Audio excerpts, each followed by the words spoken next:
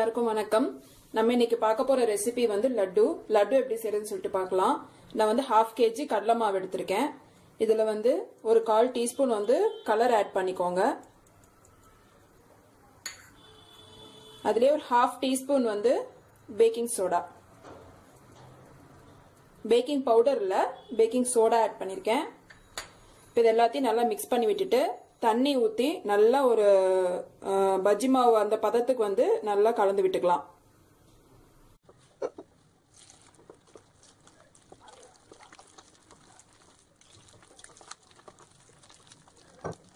நல்லா இந்த மாதிரி ஒரு பதத்துக்கு வந்து கரைச்சிக்கோங்க. இப்படி எடுத்து நீங்க விட்டீங்கன்னா நல்லா ஃப்ரீயா ஃப்ளோ ஆகணும். கெட்டியா இருந்ததுன்னா உங்களுக்கு இந்த மாதிரி ஃப்ரீயா ஃப்ளோ ஆகாது.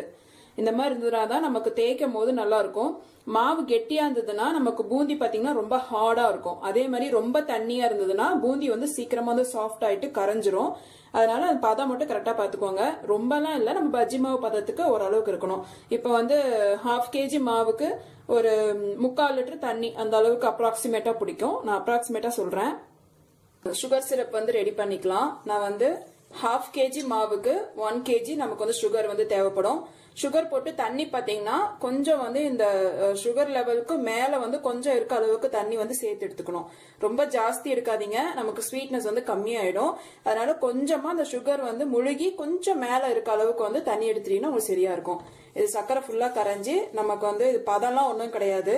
சக்கரை ஃபுல்லா கரைஞ்சிட்டு ஒரு 1 மினிட் வந்து நல்லா கொதி வந்தாதான் நம்ம ஆஃப் பண்ணிடலாம். நம்ம வந்து லட்டு போட ஆரம்பிக்கிறதுக்கு முன்னாடி நமக்கு வந்து இதெல்லாம் இப்படி ரெடியா இருந்ததுன்னா நமக்கு வந்து ஈஸியா இருக்கும்.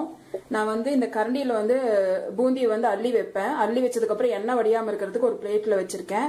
நம்ம வந்து கரைச்சி வச்ச மாவு, எண்ணெய் இருக்கு, இங்க வந்து சக்கரைப்பாவு ரெடி ஆயிட்டு இருக்கு.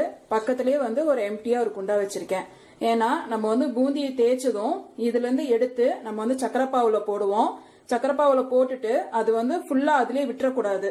அடுத்த இது நம்ம எடுத்து போடுறதுக்கு முன்னாடி இதுல இருக்கிறத எடுத்து நம்ம எம்டியா இருக்க பாத்திரத்துல நம்ம வந்து போட்டுட்டே இருப்போம். இதுதான் நம்ம ரிப்பீட்டடா பண்ண போறது. இதனால இது எல்லாமே நீங்க கரெக்டா எடுத்து வச்சிட்டீங்கன்னா உங்களுக்கு வந்து ஈஸியா இருக்கும். சக்கரைப்பாவு வந்து ரெடி ஆயிடுச்சு. எல்லா சக்கரையும் கரைஞ்சிட்டு நல்லா வந்து கொதிக்குது. இப்ப வந்து ஆஃப் பண்ணிடலாம். நல்லா ஒரு 1 மினிட் வந்து உங்களுக்கு கொதிச்சதுன்னா போதும். இதுல பதம் எதுவுமே கிடையாது. இதுதான் வந்து பூந்தி கரண்டி. இதுலதான் வந்து லட்டு போடுவாங்க. இதுக்கு தனியா கரண்டி இருக்கு, இந்த மாதிரி கடைகள்ல இருக்கு. உங்களுக்கு சின்ன சைஸ்ல இருந்து பெரிய சைஸ் வரைக்கும் அவைலபிளா இருக்கு. நம்ம இதை வச்சு தேய்ச்சோம்னாதான் நமக்கு வந்து பூந்தி நல்லா குண்டு குண்டா உருண்டையா அவங்களுக்கு வந்து நல்லா கிடைக்கும் நமக்கு. இப்ப இது வந்து எண்ணெய் காஞ்சிருச்சான்னு சொல்லிட்டு பாத்துட்டு நம்ம லட்டு போட ஆரம்பிச்சிடலாம். எண்ணெய் வந்து நல்லா காஞ்சிருச்சு. இப்ப வந்து லட்டுத்துக்கு வந்து பூந்தி தேய்ச்சிக்கலாம். நான் மாவு கரைச்சு வச்சதுல ஒரு கரண்டி போட்டு வச்சிருக்கேன். இதுல மொண்டு ஊத்தி இதுலயே வந்து நான் தேய்ச்சி விட்டுக்குவேன்.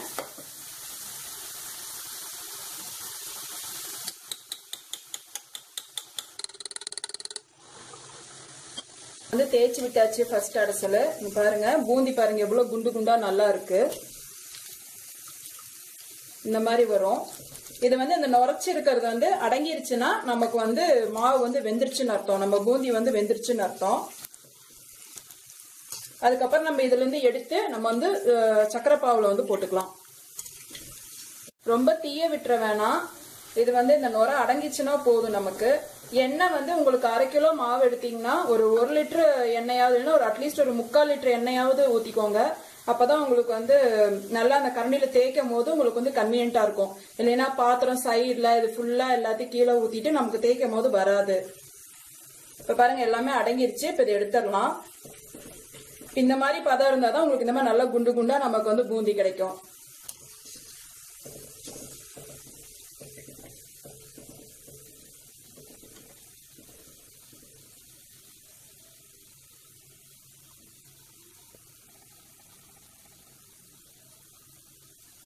இப்ப இந்த பூந்தியை இந்த சக்கரைப்பாவுல நான் போட்டுக்கிறேன்.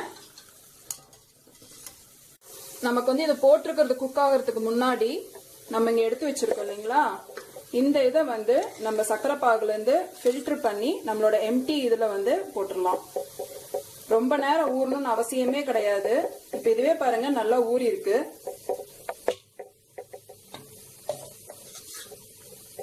இல்லைன்னா ஒரு 2 அடசல் போட்டிருப்ப எடுத்து போட்டீங்கன்னாலும் ஓகே.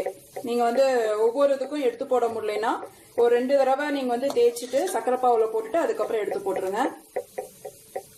ஒன்னோட ஒன்னு அப்படியே போட்டு டம்ப் பண்ணிட்டு இருக்க வேணாம். இதுதான் கடைசி அடசல். எல்லா மாவுமே நான் ஊத்தியாச்சு. நமக்கு பாகும் பாருங்க கரெக்டா போயிடுச்சு.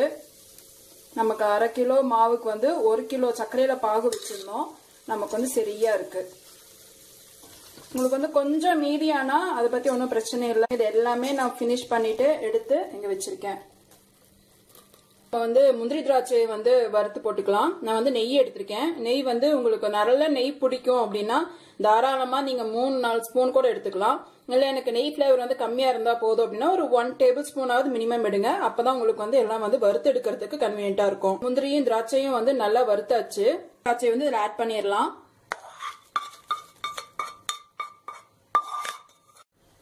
ஏலக்காய் தூள் வந்து உங்களுக்கு எவ்வளவு ஃபிளேவர் வேணுமோ அதுக்கு தகுந்த மாதிரி ஆட் பண்ணிக்கோங்க. இப்போ இது எல்லாத்தையும் நல்லா மிக்ஸ் பண்ணி விட்டுருங்க.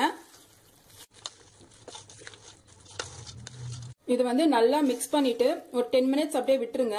ஏன்னா நமக்கு வந்து நம்ம அடியில வந்து அந்த பாகு வந்து தேங்கி இருக்கும் லைட்டா. நம்ம ஒரு தடவை கிளறி விட்டோம்னா அந்த பாகு இருக்கிறதெல்லாம் வந்து மேல வந்துடும். ஒரு 10 மினிட்ஸ் விட்டீங்கன்னா எல்லாமே ஈவனாவே உங்களுக்கு வந்து மிக்ஸ் ஆயிக்கும். அதுக்கப்புறம் நம்ம வந்து உருண்டை பிடிக்க வேண்டியதுதான். லட்டு பிடிச்சிக்கலாம். கையெல்லாம் வந்து ஈரம் இல்லாம பாத்துக்கோங்க. தண்ணி படக்கூடாது. தண்ணி படாம இருந்தாதான் நம்ம கெடாம இருக்கும்.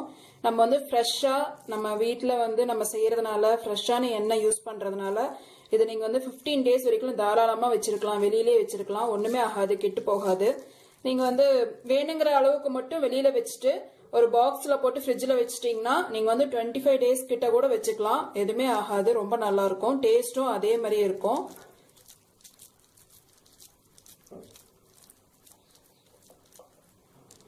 இந்த மாதிரி எல்லா பூந்தியும் நம்ம வந்து லட்டா பிடிச்சிடலாம்.